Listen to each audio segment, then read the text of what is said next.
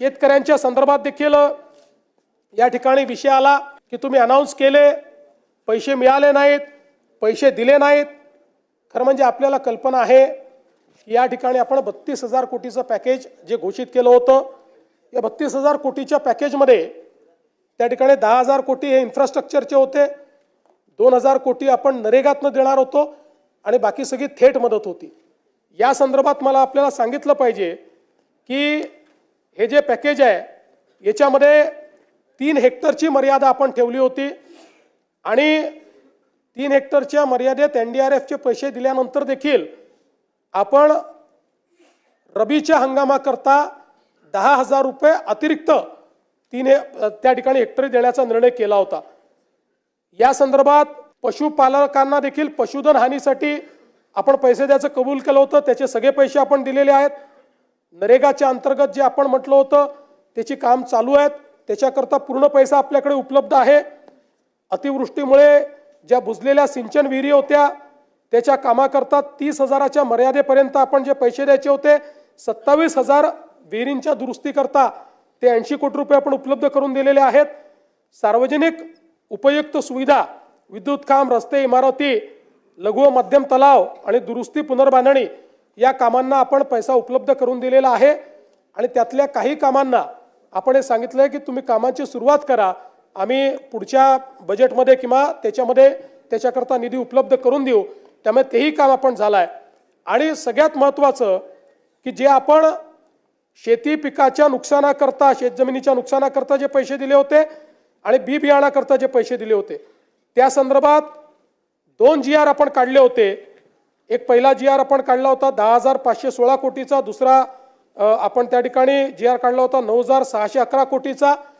यापैकी आता थेट जी मदत आहे ती जवळपास 15,007 कोटी रुपये हे शेतकऱ्यांच्या प्रत्यक्ष खात्यामध्ये गेलेले आहेत आणि आकड्यामध्ये सांगायचं झालं तर पिकाचे पैसे 92 लाख शेतकऱ्यांच्या खात्यामध्ये गेलेले आहेत आणि इथे सांगण्यात आलं की 10,000 रुपयाची घोषणा केली पण ते गेले नाहीत, ते 10,000 रुपये 91 लाख शेतकऱ्यांच्या खात्यामध्ये गेलेले आहेत। त्यामुळे या ठिकाणी ही जी काही मदत आपण केली होती त्या मदतीच्या अनुषंगाने निश्चितपणे आपण सगळी कारवाई जी आहे ती पूर्ण केली आहे। यासोबत राज्यामध्ये कापूस खरेदीच्या संदर्भात देखील एक प्रश्न निर्माण झाला होता। विशेषतः यावर्षी CCIने पहिल्यांदाच उत्पादकतेवर आधारित कापूस खरेदी करण्याचा निर्णय घेतला। त्यामुळे काही ठिकाणी सरासरी उत्पादकता ही 12 क्विंटलची आल्यामुळे शेतकऱ्यांचं नुकसान होत होतं।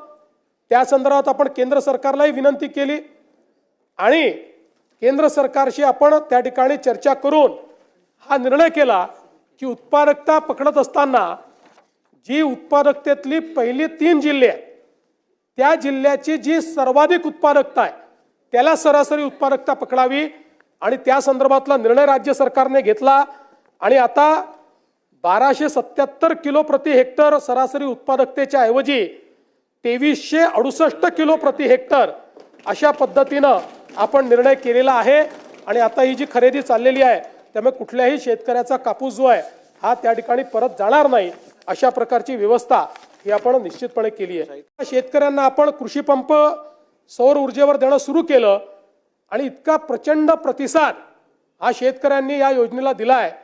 कदाचित राज्याच्या लोकप्रिय योजनांमध्ये आपल्याला लाडक्या बहिणीनंतर याच योजनेचा नंबर लागेल, इतक्या मोठ्या प्रमाणात शेतकरी हा ॲक्सेप्ट करतायत आणि याच्यामध्ये देशामध्ये PM कुसुम योजनेच्या अंतर्गत आपण मागेल त्याला सौर पंप ही स्कीम चालू केली होती। PM कुसुमच्या अंतर्गत देशामध्ये 11,90,000 पंप स्थापित झाले आहेत। या 11,90,000 पैकी एकट्या महाराष्ट्रामध्ये 7,38,000 पंप आपण स्थापित केले आहेत। हो आणि हे देखील आपण लक्षात घेतलं पाहिजे की हे करत असताना आपल्यापैकी अनेकांना आठवत असेल, विदर्भाचे तर सगळे जे सदस्य आहेत की अनेक वर्ष आपल्या चर्चेचा भाग होता पेड पेंडिंग। 4 वर्षाचे पेड पेंडिंग आहे, 4 वर्षाचे आहेत, 5 वर्षाचे आहेत। आपण वर्षाला सगळ्या महाराष्ट्रात नेऊन 70-80 हजार पंप लावायचं। आता आपल्या महावितरणने नवीन रेकॉर्ड केला, गिनीज बुक ऑफ वर्ल्ड रेकॉर्डने आपल्याला जगातलं हायेस्टचं सर्टिफिकेट दिलं। एका महिन्यात 45,911 पंप आपण लावले एका महिन्यामध्ये, आणि मोठ्या प्रमाणात यातनं शेतकरी खुश आहेत। मी स्वतः शेतकऱ्यांशी इंटरॅक्शन केलं, आपणही करू शकता। आणि अनेक जे संभ्रम होते ते संभ्रम तुटून पडतायत की मग पाणी येईल का। आता दिवसा पाणी येत असल्यामुळे शेतकऱ्यांना त्याचा फायदा आहे।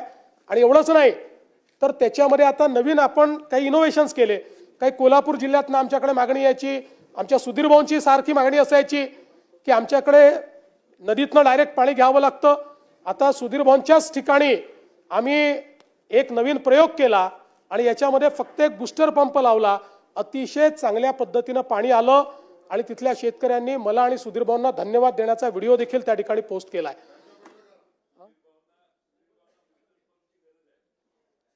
सुधीर भाऊ स्वतःच एक बूस्टर पंप आहे, त्या ठिकाणी मोफत वीज देण्याचा आपण निर्णय केला होता।